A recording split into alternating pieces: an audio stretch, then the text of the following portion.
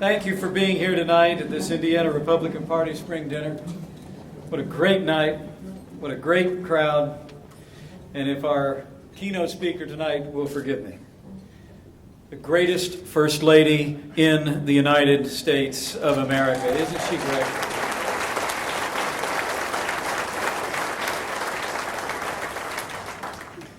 I'm just honored to be with all of you tonight in this capacity crowd, to see the enthusiasm of a party that is leading Indiana and setting the pace for states across the Midwest and across the country. Welcome to day one of our march to victory in 2016.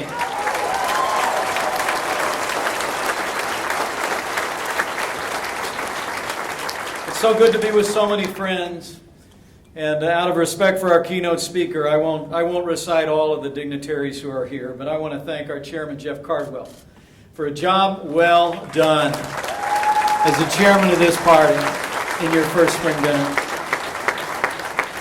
And to my lieutenant governor, who you will hear from in a moment, to the statewide elected officials who are here, to members of the most dynamic delegation in the United States Congress, in the House of Representatives, and also Senator Dan Coats, thank you for a career of leadership for the people of Indiana in the United States Senate and in our diplomatic corps. And as you'll hear in a moment, it is a joy for me to be able to welcome my dear friend, Bill Haslam, from Tennessee to the state of Indiana. As you will hear, he is a tenacious leader.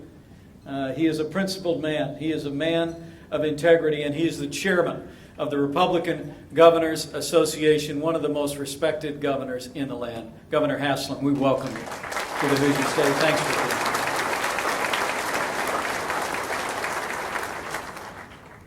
4 years ago this month, in announcing my candidacy for governor, I said I believed Indiana was on the verge of an era of growth and opportunity like no other time in my lifetime. I said at that time that with the right roadmap, I thought we could increase jobs and investments in our state. We could improve our schools and our workforce and improve the health and well-being of Hoosiers. And we've done it in 2.5 short years. But it hasn't been easy. Swimming upstream against an avalanche of big spending liberal policies coming out of Washington, D.C. has been tough. More taxes, more regulation, and meddling coming out of our nation's capital on everything from energy policy to education. And by the way, if you can make a note about 2016, let's make sure Indiana is the first state on the board to elect a Republican president of the United States of America and turn our nation's capital around. But even in that tough sledding from our first day in office, we relentlessly pursued the goals of our roadmap, and that which we ran on in 2012. We passed 2 honestly balanced budgets, maintaining a AAA bond rating from all 3 credit rating agencies. We passed the largest state tax cut in Indiana history and invested $500 million in infrastructure and made historic investments in K-12 education, from the first ever pre-K funding for disadvantaged kids to the first ever bonuses for high-performing teachers. We expanded choices for parents and children, worked to make career and vocational education a priority in every high school in the state. We said no to a state-based exchange under Obamacare, ended traditional Medicaid, and replaced it with health care reform built on personal responsibility instead of government mandates and taxes. And we stood without apology for the sanctity of human life. The results? The results are dramatic. Unemployment was over 8% when I became your governor. It's 5.4% today, and it'll drop again tomorrow. Indiana businesses have created 121,000 net new jobs in the last 2 years, and our labor force has grown by more than 65,000 men and women. Corporations like GE Aviation, Alcoa, Raytheon, and Geico have all chosen our state over the last 2 years to grow. And General Motors, for example, just made a choice. They could have gone anywhere in the world, and they decided to invest over $1 billion in their Fort Wayne plant. It's the 3rd year in a row of record investments, $3 billion in investments in Indiana this year alone. Our state is consistently rated the best state in the Midwest and one of the top 10 states for business in America. We also continue to lead the nation in education reform and student achievement. Test scores are up across the board. Graduation rates are up. Fourth graders had the second best improvement in math and reading scores in the nation, and our state is now home to the largest educational voucher program in the United States of America.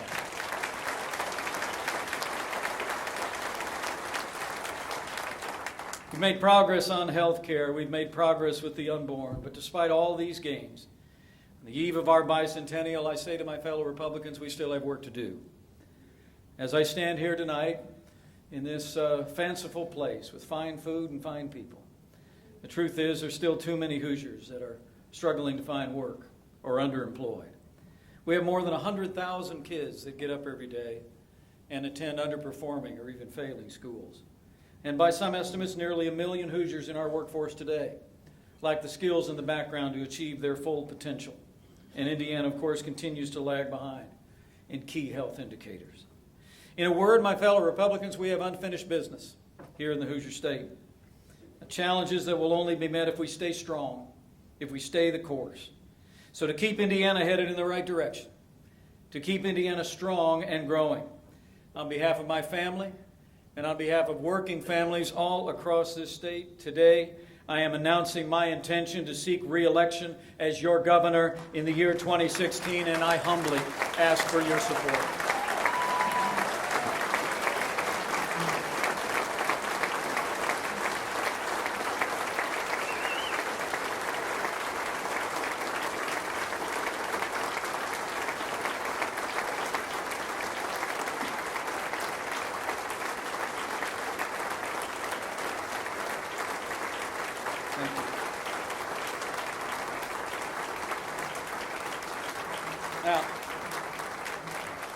Now, some say we need a new direction in Indiana.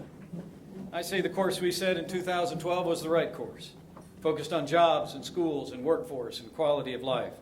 And the results, as I just noted, speak for themselves. But make no mistake about it. The task ahead in the next year and a half won't be easy. The task behind us hasn't been easy either, I can tell you that. Our opponents and liberal special interests across the country are already lining up. Seems like I'm drawing a crowd.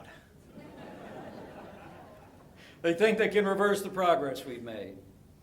And frankly, one need look no further than just a couple of months ago to understand why. Hoosier hospitality came under attack. And let me say from my heart, as your governor, I bear some responsibility for that. Thoughtful debates are always welcome. They're always encouraged in this state. But let me say, those seeking to divide us and hurt our people or hurt our state will not succeed. Hoosiers, seek through.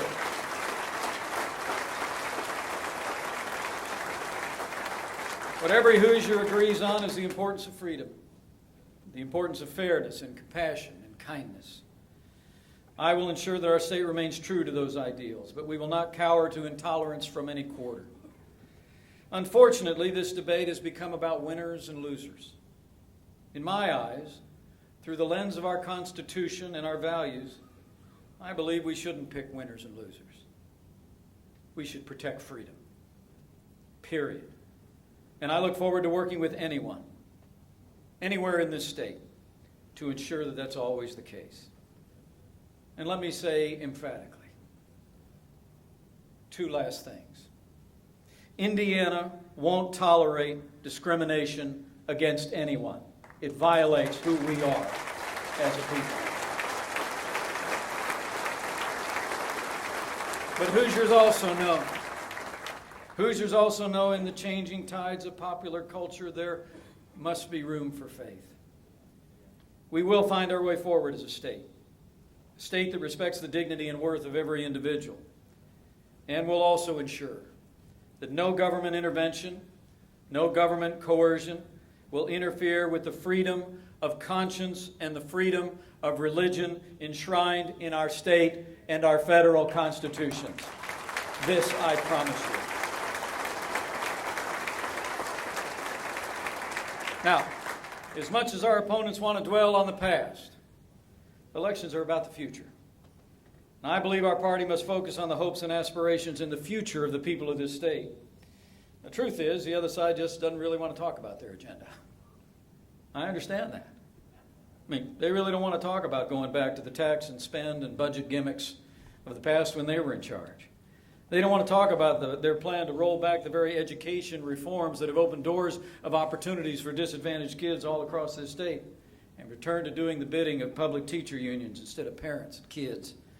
And they sure don't want to talk about returning to a time when Indiana catered to the big government liberals in Washington, D.C. instead of charting our own course of fiscal discipline and reform. Well, let me promise you, we're not going to allow liberals and special interests in Washington to undo all we've accomplished together. And we've got to be united to achieve it. We've got to come together as Republicans all across this state. As Ronald Reagan said in 1976, better than we've ever done before. We've got to quit talking to each other and about each other. And we've got to go out and communicate to the world the message they're waiting for. There is no substitute for victory.